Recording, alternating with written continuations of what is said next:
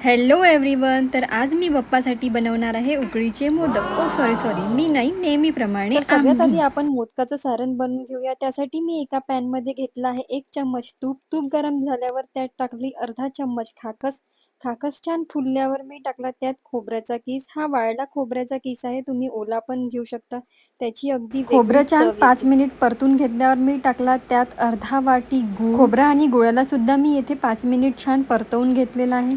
आणि मग त्यात टाकले छोटे छोटे कट केलेले ड्रायफ्रुट्स. यात फक्त काजू आणि बदाम आहे.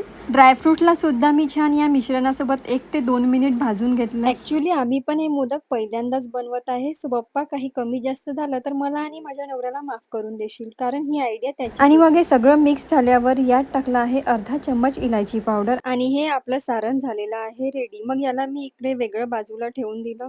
आणि आता बनवूया उकड. तर एका पॅनमध्ये अर्धा वाटी पाणी आणि अर्धा वाटी दूध प्लस त्यामध्ये टाकलं आहे अर्धा चम्मच. मग पाण्याची छान एक उकळी आल्यावर त्यात टाकलं 1 ते 1.5 वाटी तांदळाचं पीठ. त्याला छान मस्त मिक्स करून त्याचं भाकरीसारखं असं पीठ बनवून त्याला मंद आचेवर 5 मिनिटासाठी झाकून गॅसवर ठेवायचं.